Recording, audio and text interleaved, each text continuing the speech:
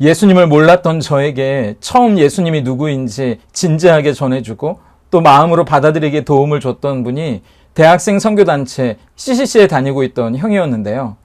나중에 그 선교단체에서 간사로 사역을 하게 된 형이 저를 초대해서 1999년 7월 CCC에서 주관한 엑스플로 99 인천 대성회에 참석을 하게 됐습니다.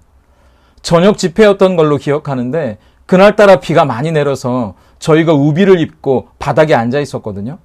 그때 김준곤 목사님이 나오셨는데 이분이 그때 이미 70을 훌쩍 넘기셨던 때라 말씀하시면서도 손이 덜덜 떨리시더라고요.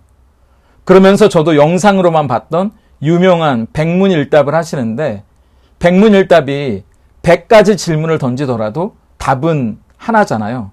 예수 그리스도죠. 내 삶의 어떤 질문이더라도 그 삶의 정답이 되시는 분은 예수님이다.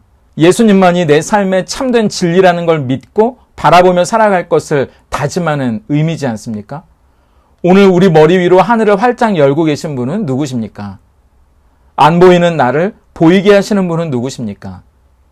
우리가 보기 원하는 분은 누구십니까? 그날 진짜 100가지 질문을 다 한 것 같지는 않은데 워낙 이야기는 많이 들어온 데다가 청년이었던 제 마음에 이런 울림이 더 컸던 것 같아요. 비까지 쏟아지는 이 을씨년스러운 밤에 저 70이 넘은 목사님이 저토록 외쳐대는 예수님이 과연 어떤 분일까? 그 인생을 걸어도 아깝지 않은 분이 예수님이라면 나도 그 예수님을 한번 알아가 보고 싶다, 그런 마음이 드는 겁니다. 그때 예수님을 인격적으로 만난 지 채 1년이 되지 않았을 때라 과연 예수님이 어떤 분이길래 저 한 사람의 인생을, 그리고 거기 모여있는 수많은 대학생들의 인생을 바꿔놓은 걸까 궁금했고 또 알아가고 싶어지더라고요. 팀 켈러 목사님의 인생 질문이라는 책도 그런 내용이지 않습니까?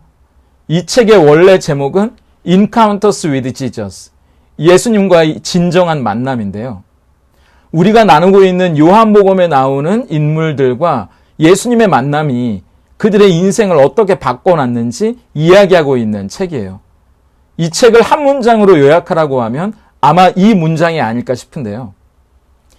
인간은 삶의 의미를 찾기 위해 수많은 질문에 둘러싸여 산다. 기독교는 예수가 그 모든 것의 답이라고 말한다. 이것이 타 종교와 기독교의 차이점이고 곧 복음이다.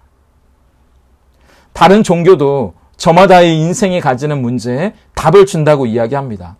그렇지만 우리가 믿는 기독교와 다른 종교들의 절대적인 차이가 뭐냐 하면 그 종교의 절대자는 우리에게 해답을 주지만 기독교의 하나님은 그분 스스로가 해답이 되셔서 우리의 인생에 찾아오셨다는 거 아닙니까? 그래서 우리는 내 인생에서 이 부분이 해결되기를 바라면서 질문을 던지는데 해답 그 자체이신 예수님을 만나면 그 부분만 해결되는 게 아니고요. 저 부분만 해결되는 게 아니라 내 인생 전체가 바뀌는 놀라운 일이 일어난다는 겁니다. 그게 복음이라는 거죠. 부분이 바뀌는 게 아니라 전부가 바뀌는 겁니다. 그분 자체가 모든 것의 열쇠고 답이 되시기 때문이죠. 그래서 예수님을 만난 사람들의 인생이 달라졌고 부족하고 연약한 제 인생도요. 그리고 여러분의 삶도 그 예수님 때문에 달라진 거 아닙니까? 지난주와 오늘은 바로 그 예수님이 어떤 분인지 역사의 무대 위에서 증언하는 내용이라고 말씀드렸는데요. 지난주는 그 증언을 감당하는 증인이 어떤 사람인지 예수님을 기대하게 만드는 증인으로서 요한의 모습을 살펴봤습니다. 오늘은 요한이 전하는 증언의 내용, 과연 우리에게 예수님이 어떤 분인지 이야기하고 있는 내용을 살펴보게 되고요. 그리고 단순히 예수님은 이런 분이야, 예수님은 그런 분이야, 지식적인 알무로만 끝나는 게 아니라 예수님이 어떤 분이라는 게 과연 우리에게 던지고 있는 의미가 뭔지, 그래서 그 증언이 우리의 삶을 어디로 이끌려고 하는지 귀 기울이고 듣고 따라가는 시간이 될 수 있기를 소망합니다. 첫 번째는 예수님이 누구인지 우리의 눈을 들어 보라는 겁니다. 우리의 삶이 힘들고 아프고 좌절되고 낙심될 수 있어요. 그런데 그 환경과 상황에 함몰돼서 그 상태로 머물러 있는 게 아니고요. 예수님을 바라보라는 겁니다. 성경을 보세요. 이제 드디어 요한이 우리에게 증거하는 바로 그분, 예수님이 모습을 드러냅니다. 예수님을 어떤 분이라고 증언하는지 한번 볼까요? 29절입니다. 이튿날 요한이 예수께서 자기에게 나아오심을 보고 이르되 보라 세상 죄를 지고 가는 하나님의 어린 양이로다. 예수님이 하나님의 어린 양이랍니다. 굳이 왜 양이라고 이야기했을까요? 양하면 제물이 바로 떠오르지 않습니까? 이스라엘 사람들이 하나님께 드리는 제사에 쓰이는 제물이었거든요. 그런데 그 양 중에서도 바울은 예수님을 유월절에 바쳐진 어린 양이라고 이야기해요. 고린도전서 5장 7절을 보세요. 너희는 누룩 없는 자인데 새 덩어리가 되기 위하여 묵은 누룩을 내버리라. 우리의 유월절 양 곧 그리스도께서 희생되셨느니라. 유대인들은 유월절 명절을 준비할 때 집안을 청소하면서 새로운 마음가짐을 다짐했었는데요. 왜 우리도 설날을 준비하면서 그렇게 하지 않습니까? 고린도 교회에게 옛 습관을 청산하고 이제 새로운 삶, 예수님 안에서 새로운 삶을 살아가라고 권면하면서 예수님이 우리를 위해 십자가에서 돌아가신 의미가 뭔지 그걸 생각하라고 이야기하는 장면이거든요. 그러면서 그 십자가의 죽음이 유월절 어린 양으로 희생하신 것과 같다, 그 이야기를 하는 겁니다. 그럼 유월절 어린 양이 뭡니까? 이스라엘 백성들이 애굽에서 400년간 노예로 고생하다가 이제 하나님이 그들을 약속의 땅으로 데리고 나오는데 바로 왕이 그들 앞을 막아서잖아요. 절대로 못 간다고 이야기합니다. 그때 하나님이 애굽에 10가지의 재앙을 내리시는데 그 마지막 10번째 재앙이 애굽 땅에 사는 사람과 가축에 처음 태어난 것은 다 죽게 되는 거였거든요. 그런데 그걸 피할 수 있는 방법을 가르쳐 주십니다. 어린 양을 잡아서 그 피를 집 좌우 문설주와 임방에 바르는 거예요. 그러면 어떻게 되는 겁니까? 출애굽기 12장 13절을 보세요. 내가 애굽 땅을 칠 때에 그 피가 너희가 사는 집에 있어서 너희를 위하여 표적이 될지라. 내가 피를 볼 때에 너희를 넘어가리니 재앙이 너희에게 내려 멸하지 아니하리라. 그 집을 대신해서 죽은 그 어린 양의 피를 보고 그 집은 하나님이 그냥 넘어가 주시는 겁니다.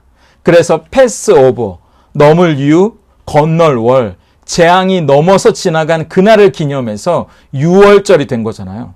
그래서 실제로 요한복음도 예수님이 십자가에 못 박히신 그날이 유월절 주간의 금요일이었다고, 예수님이 우리의 죄를 대신해서 십자가에 드려진 제물 유월절 어린 양이었다고 이야기하는 거 아닙니까? 요한복음 19장 14절을 보세요. 이날은 유월절의 준비일이요 때는 제6시라. 빌라도가 유대인들에게 이르되 보라 너희 왕이니라. 그러니까 예수님이 유월절 어린 양이 되셨다는 건 우리가 예수님 때문에 하나님께 용서를 받았다는 말입니다. 우리가 저지른 어리석은 잘못, 바보 같은 실수를 만회할 수 있는 이유는요, 우리 안에 있는 게 아니라는 이야기입니다. 예수님이 유월절 어린 양이 되셔서 십자가에서 죽으셨기 때문에 우리가 마땅히 받아야 할 징계와 벌이 패스오버, 지나가 버렸다는 거예요. 그런데 다시 29절을 보세요. 그냥 하나님의 어린 양이 아니고요, 세상 죄를 지고 가는 하나님의 어린 양입니다. 그런데 여기서 지고 간다는 말은 짊어진다는 뜻만 있는 게 아니고요, 미래적인 의미로 제거한다, 없애버린다는 뜻도 가지는 단어입니다. 그래서 예수님이 자기 몸으로 여러분과 저의 모든 죄를 다 짊어지셨고요, 결국에는 그 모든 죄를 다 깨끗하게 제거해 주시는 어린 양이기도 하다는 말이에요. 예수님은 우리 죄를 대신 지시고 용서해 주시는 어린 양, 십자가에서 죽으신 어떻게 보면 힘없는 어린 양처럼 보이지만 그게 다가 아니라는 겁니다. 성경의 마지막 책인 요한계시록 17장 14절을 보세요. 그들이 어린 양과 더불어 싸우려니와 어린 양은 만주의 주시오 만왕의 왕이심으로 그들을 이기실 터이요 또 그와 함께 있는 자들 곧 부르심을 받고 택하심을 받은 진실한 자들도 이기리로다. 마침내 우리의 모든 죄를 깨끗하게 하시고 그 어린 양을 따르는 모든 백성들에게 승리를 주시는 분이랍니다. 그분은 만왕의 왕, 온 세상의 주인이시기 때문이에요. 그러니까 우리 죄를 용서받았기 때문에 안심하고 감사하는 것 정도를 넘어선다는 겁니다. 용기를 가지고 당당할 수 있다는 거예요. 그분은 만왕의 왕이시니까요. 온 세상의 주인이시기 때문입니다. 십자가에 달려 우리의 죄를 대속하신 어린 양이시면서 우리를 승리로 이끄시는 승리하신 어린 양이기 때문이에요. 그리고 요한은 이어서 예수님에 대해 이렇게 이야기합니다. 30절이에요. 내가 전에 말하기를 내 뒤에 오는 사람이 있는데 나보다 앞선 것은 그가 나보다 먼저 계심이라 한 것이 이 사람을 가리킴이라. 이게 무슨 말입니까? 사실 예수님은 요한보다 6개월 늦게 태어나신 분이거든요. 그런데 요한보다 먼저 계신 분이라는 건 요한이 태어나기 전부터 계셨다는 분이라는 거잖아요. 요한이 태어나기 전부터만 계신 분이 아니죠. 이 세상이 만들어지기 전부터 계셨던 분이라는 겁니다. 무슨 말이냐고요? 이미 요한복음은 시작할 때부터 이렇게 시작했거든요. 1장 1절입니다. 태초에 말씀이 계시니라. 이 말씀이 하나님과 함께 계셨으니 이 말씀은 곧 하나님이시니라. 예수님은 요한이 있기 전부터, 아니 여러분과 제가 존재하기 전부터, 아니 이 세상이 있기 전부터 하나님 아버지와 함께 계셨던 하나님이시라는 말이에요. 예수님이 하나님이라는 말입니다. 이 증언이 왜 중요한 걸까요?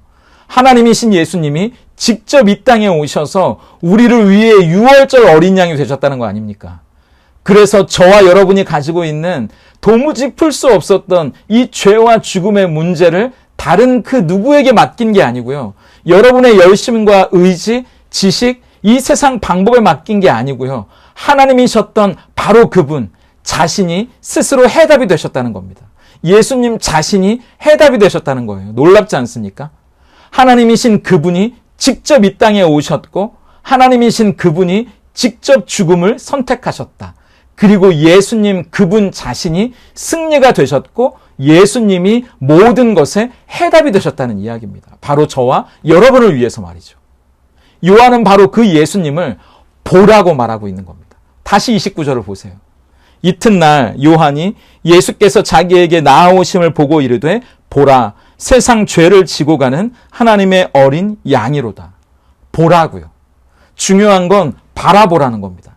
진리는 저와 여러분이 동의하든 동의하지 않든 변함없는 사실이고 진리잖아요. 여기서 보라라는 말은요. 찬탄이 섞인 감탄사입니다. 예수님을 마주했을 때 바로 그분이구나라는 감격이거든요. 우리가 그분을 바라보고 그 감격 속에서 살아가라는 말 아닙니까? 그냥 예수님은 이런 분이야, 저런 분이야, 주일에 우리가 설교로만 듣고 지식적으로만 알고 이제 예배 마치면 성경책 딱 덮어놓고 한 주 동안 나랑은 아무 상관없이 살아가는 게 아니라는 말이에요. 예수님이 어떤 분인지 보라, 바라보고요. 보라, 그 감격 속에서 살아가라는 말입니다. 지난주에 제가 아는 분이 어려운 일을 당했다는 이야기를 들었는데요. 제가 뭐 어떻게 도와드릴 방법도 없고 근데 마음은 참 아프고 또 답답해서 여러 가지 생각이 드는 겁니다. 마음이 심란하더라고요. 그래서 아내랑 이런저런 이야기를 나누는데 아내가 그런 메시지를 보내온 거예요.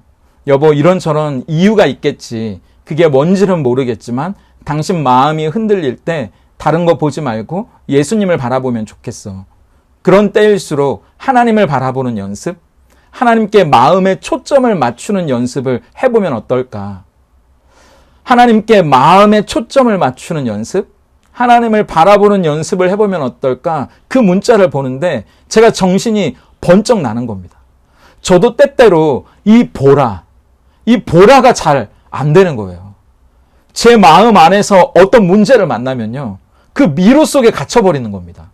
감정의 미로에 갇히고요. 사람의 미로에 갇히고요. 상황의 미로에 갇힌다고요. 그럴 때 보라, 초점을 다시 맞춰야 되는 거 아닙니까? 히브리서 12장 2절과 3절을 보세요.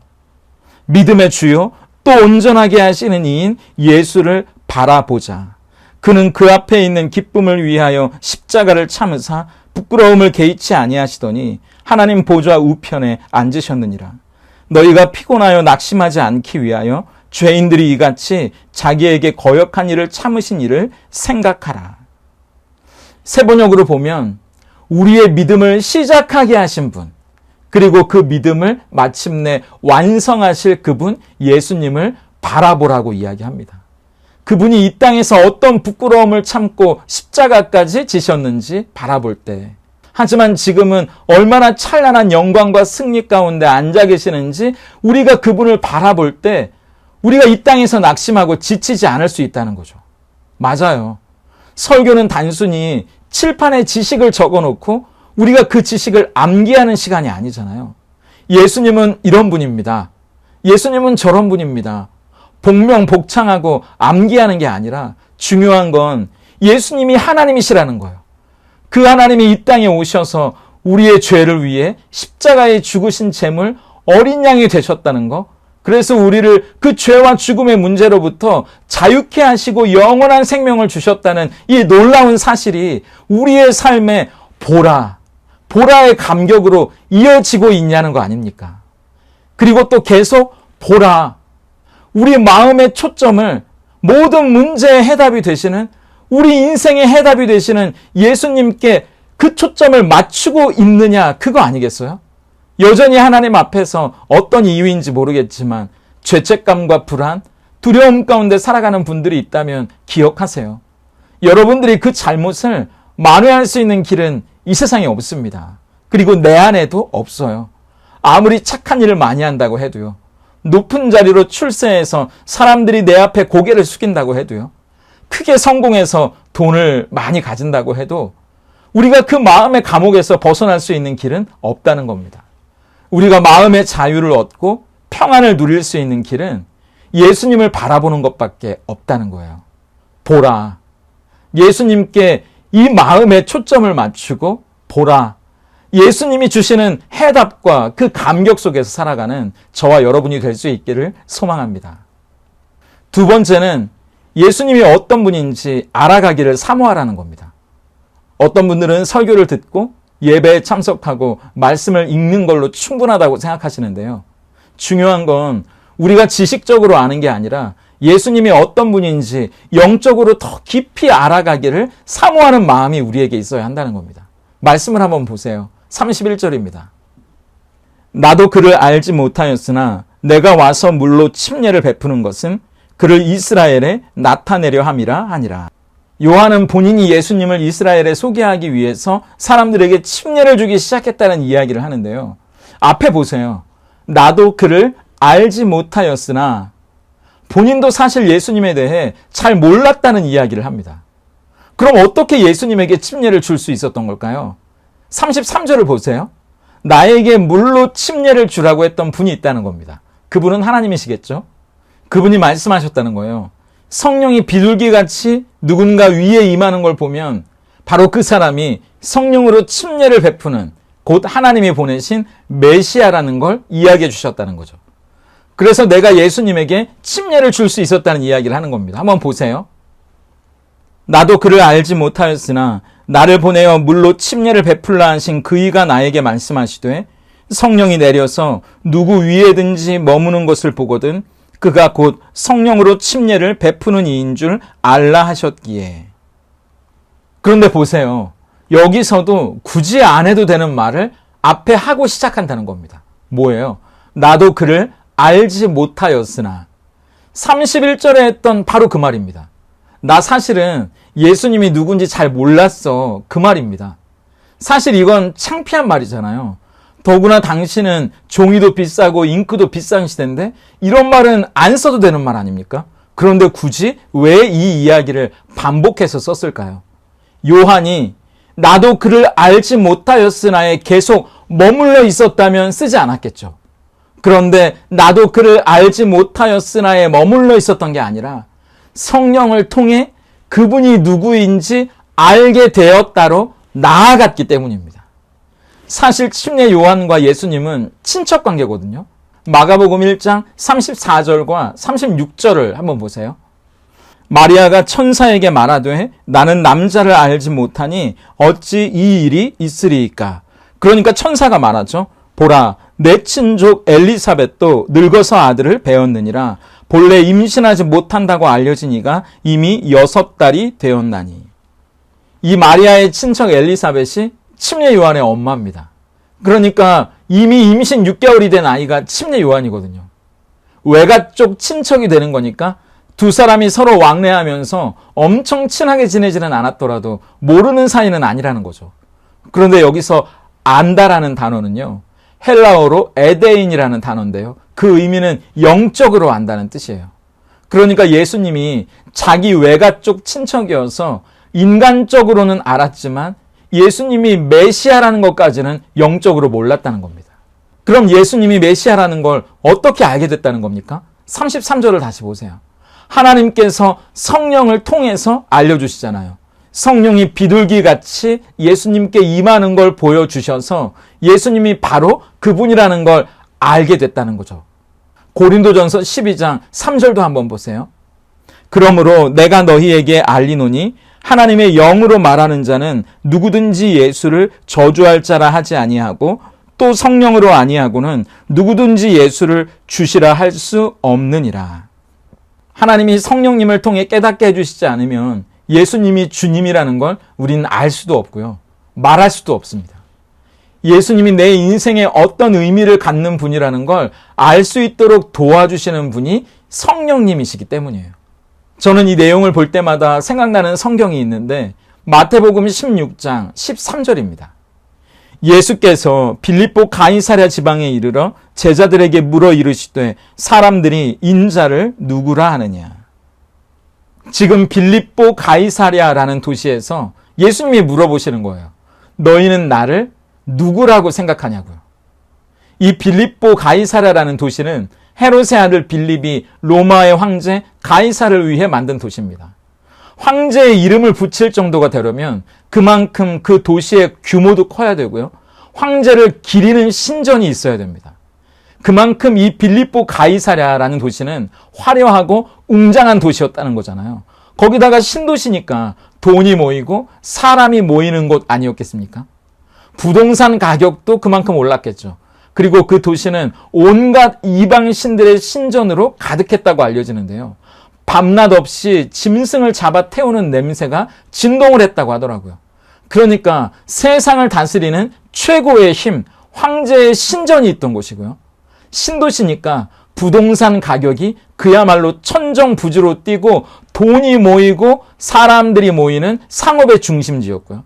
사람들의 욕망과 쾌락이 섬기는 온갖 잡다한 신들의 신전이 모여있는 그런 곳이었어요. 그런 곳에서 과연 예수님은 너희들에게 나는 어떤 존재냐고, 예수님은 우리들의 삶에 어떤 의미냐고 물어보시는 거 아닙니까? 그때 베드로가 당당하게 고백하잖아요. 주는 그리스도시요 살아계신 하나님의 아들이십니다 라고요. 예수님은 돈보다도 그 어떤 권력보다도 그 어떤 욕망보다도 우선하는 나의 주인이십니다. 그리고 이 세상의 죄와 어둠의 권세로부터 우리를 건지실 구원자, 살아계신 하나님이십니다 라고요. 그러니까 예수님이 뭐라고 말씀하십니까? 마태복음 16장 17절을 보세요. 예수께서 대답하여 이르시되 바요나 시몬아 내가 복이 있도다. 이를 내게 알게 한 이는 혈육이 아니요 하늘에 계신 내 아버지시니라. 베드로가 이걸 지식으로 알 수 있는 게 아니라는 겁니다. 우리 힘으로는 그걸 알 수가 없다는 거예요. 하나님께서 알려주셨기 때문에 그걸 알 수 있다는 거예요. 우리 삶도 마찬가지 아닙니까? 우리가 살아가는 세상이 저는 꼭 빌립보 가이사랴 같아요. 제가 강남에 친구를 만나러 나갔는데요. 깜짝 놀란 게 성형외과가 너무 많은 겁니다. 건물마다 성형외과가 서너 개씩 있는 거예요. 그리고 그 옆 건물에 또 그만큼 있고요. 그 옆 건물에 또 그만큼 있는 거예요. 뭐 성형수술이나 시술이 무조건 잘못됐다는 게 아니고요. 우리 내면의 가치가 중요한 게 아니라 외모면 최고라고 여기는 외모 지상주의가 도를 넘은 건 아닌가? 그런 우려가 되는 거예요. 가이사랴 빌립보처럼 염소나 제우스, 황제 신전 같은 건 우리 옆에 없죠. 하지만 외모를 숭배하는 신전은 있는 거 아닙니까? 잘생기고 예쁘지 않으면 이류 인생, 실패한 인생이라고 생각하는 청소년, 청년들이 많아지고 있다는 말입니다. 그것뿐이 아니에요. 초등학생, 중학생들한테 커서 뭐가 되고 싶냐고 물어봤더니 1, 2위가 건물주 아니면 연예인이라고 하더라고요. 그렇게 건물주가 좋은 거냐고 물어보니까 조물주 위에 건물주라고, 웬만한 연예인들은 다 몇백억씩 되는 건물 하나씩은 가지고 있는 시대라고, 제 조카가 삼촌은 그것도 모르냐는 식으로 이야기하는데 제가 당황스럽더라고요. 실제로요, 돈이 제일이고 돈이면 안 되는 게 없는 세상이 돼버린 거 아닙니까? 요새 밸런스 게임이라는 게 유행한다고 하는데요. 두 가지 상황을 설정하고 그 중에 하나를 고르는 거라고 합니다. 만약 100억 받고 교회 안 다니기, 예수님 믿고 가난하게 살기, 둘 중에 하나를 고르라고 한다면 요새 젊은이들은 뭘 고를까요? 돈, 외모, 욕망, 힘, 이런 신전들이 가득한 빌립보 가이사랴 같은 세상 속에서 살아가는 우리들에게 성령님을 통해서 예수님이 우리 인생의 어떤 분인지 가르쳐 주시지 않는다면 우리가 어떻게 제대로 된 선택을 할 수 있겠습니까? 우리의 자녀들이 어떤 선택을 하면서 바르게 자라갈 수 있겠어요? 정말 감사하게도 저희 교회는 저희 가족들로만 시작을 했는데 한 가정 한 가정씩 찾아와 주시고 또 이런 유튜브 설교를 듣고 찾아와 주시는 가정들이 있다는 게 너무 신기한 겁니다. 지난주에도 한 가정이 찾아와 주셨는데 제가 그랬거든요. 일부러 교회 공간도 얻지 않고 간판도 없어서 막상 와서 예배드리고 놀라지는 않으셨어요? 제가 이렇게 물어봤더니 이분이 그러시는 겁니다. 목사님, 뭘 바라보는지가 중요하죠. 저는 오히려 예수님이 계시고 말씀이 살아있는 것 같아서 아무것도 필요 없다고 느껴졌습니다. 충분합니다. 꽉 차게 느껴졌습니다. 너무 행복했습니다. 감사합니다. 이렇게 말씀하시는데 제가 너무 감사했거든요. 그러면서 저도 힘을 얻었거든요. 그래, 예수님이면 충분하지. 예수님이면 차고 넘치지. 그러니까 제 마음에 나도 그를 알지 못하였으나에 머물지 않게 해달라는 그런 기도가 나오는 겁니다. 나도 그를 알지 못하였으나에서 성령을 통해 예수님이 어떤 분인지 알았습니다가 되게 해달라고 기도하게 되더라고요. 그럼 우리가 어떻게 나도 그를 알지 못하였으나 예수님을 몰랐던 상태에서 성령을 통해 예수님이 어떤 분인지 알았습니다로 나아갈 수 있을까요? 방법은 하나입니다. 누가복음 11장 13절이에요. 너희가 악할지라도 좋은 것을 자식에게 줄 줄 알거든 하물며 너희 하늘 아버지께서 구하는 자에게 성령을 주시지 않겠느냐 하시니라. 예수님이 구하라고요. 찾으라고요. 두드리라고, 그러면 너희가 얻을 거라고, 찾을 거라고, 발견하게 될 거라고 말씀하시면서 가장 좋은 것을 구하라고 말씀하신 그것, 성령님을 구하라고 말씀하시지 않았습니까? 성령님이 어떤 분이시길래 그분을 구하라고 말했던 걸까요? 요한복음 15장 26절입니다. 내가 아버지께로부터 너희에게 보낼 보혜사 곧 아버지께로부터 나오는 진리의 성령이 오실 때에 그가 나를 증언하실 것이요. 그가 나를 증언하실 것이요. 우리에게 예수님이 어떤 분인지 증언해 줄 요한은 이제 없습니다. 그렇지만 예수님이 우리의 인생에 어떤 분인지 가르쳐 주시고요. 증언해 줄 최고의 증인, 바로 그분이 있다는 겁니다. 그분이 성령님이라는 거예요. 그래서 우리가 성령 충만하기를 구하는 겁니다. 성령을 구하라고 그러면 주시겠다고 말씀하시는 거죠. 저는 이 한 주간 빌립보 가이사랴 같은 세상에서요.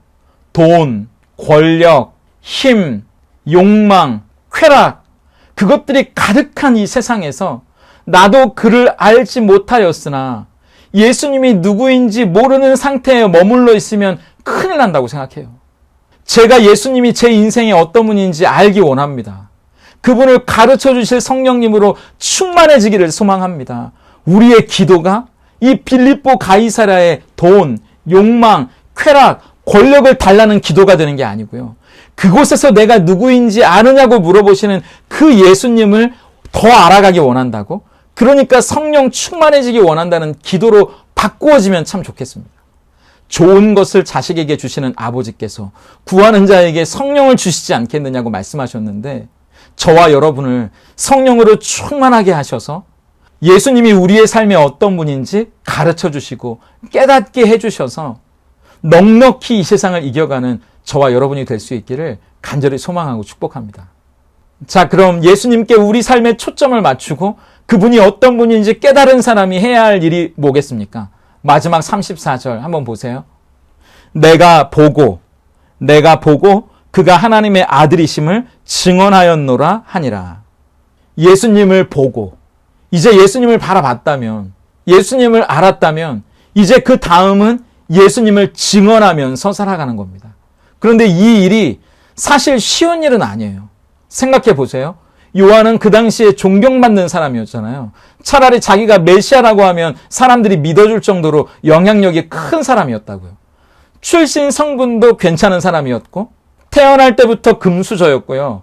예언을 통해 태어난 사람이었다고요. 그런데 예수님은 좀 다릅니다. 가난한 목수의 아들이었고요. 요한처럼 대단한 스펙을 가진 것도 아니고 드라마틱한 이야기를 가진 분도 아니었어요. 그런데 갑자기 엉뚱한 사람이 메시아라고 이야기하고 다닌다면 지금까지 요한이 쌓아왔던 인생의 모든 것들을 다 포기해야 될지도 모르는 상황인 겁니다. 요한을 따르던 사람들도 일순간에 다 떠나버릴 수도 있고요. 자존심을 다 내려놔야 되는 게 쉬운 일은 아니잖아요. 그런데 요한은 그걸 해냈다는 거죠. 여러분, 목격자랑 증인은 다르다는 걸 아시죠? 목격자는 보고 듣고 경험한 사람이라는 건 맞지만 딱 거기까지예요. 법정에 나가서 그걸 진술하는 희생과 어려움과 불편을 감수하지는 않는다고요. 귀찮은 일에 내가 휘말리고 싶지 않을 수도 있어요. 어쩌면 무서워서 내가 보고 들은 걸 침묵하는 편을 택한 걸지도 모릅니다. 하지만 증인은 달라요. 용기 있게 내가 보고 듣고 경험한 걸 당당하게 말하는 사람이에요. 희생과 불편을 기꺼이 감수하는 겁니다. 그래서 증언했다는 말이 헬라어로 마르틸레오인데요. 여기서 순교라는 마르티스라는 말이 생겨났다는 건 다 아시지 않습니까? 사도행전 22장 20절을 보세요. 또 주의 증인 스데반이 피를 흘릴 때 내가 곁에 서서 찬성하고 그 죽이는 사람들의 옷을 지킨 줄 그들도 아나이다. 여기 보면 예수님을 전하다가 돌에 맞아 순교한 스데반에게 성경은 예수님의 증인이라는 영광스러운 호칭을 붙여줍니다. 사람들 앞에서 침묵할 수도 있었지만 내가 본 대로, 내가 들은 대로 당당히 보여줬고 들려줬기 때문에 어떤 대가라도 감수할 용기를 내지 않습니까? 그래서 스데반은 증인이라는 호칭을 받고요. 이 증인이라는 말처럼 실제로 순교하게 되죠. 저는 그래서 이 마지막 말씀을 묵상하면서 요한이 그것을 보고 예수님이 하나님의 아들이라는 것을 증언했다. 기꺼이 증언했다라는 이 마지막 말씀을 묵상하면서 잠언의 이 말씀이 내내 제 마음을 떠나지 않았습니다. 잠언 14장 25절 말씀이에요. 진실한 증인은 사람의 생명을 구원하여도 거짓말을 뱉는 사람은 속이느니라. 아무리 유려한 말, 청산유수 같은 이야기를 쏟아낼 수는 있겠죠. 그런데 그게 거짓이라면 사람을 살릴 수도 없고요. 사람을 회복시킬 수도 없다는 거 아닙니까? 저를 속이고 남을 속이는 일일 뿐이라는 거예요. 저만 모를 뿐 세상 사람들이 다 알 수도 있는 겁니다. 하지만 진실한 증인은요, 진실한 증언은요, 사람의 생명을 구원한다는 거예요.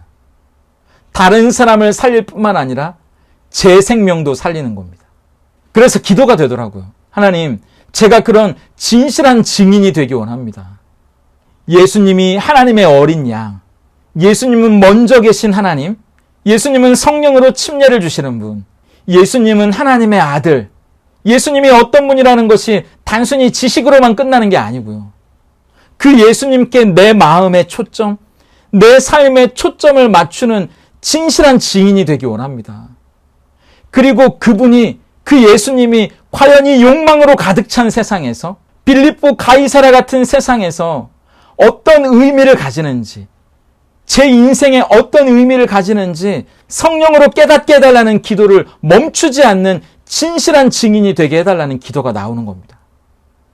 그럴 때 우리의 증언이 남을 살리기 전에 저 스스로의 영혼을 먼저 구원하고 다른 이들의 생명을 구원하는 진짜 살아있는 증언이 될 수 있을 거라는 생각이 드는 거예요.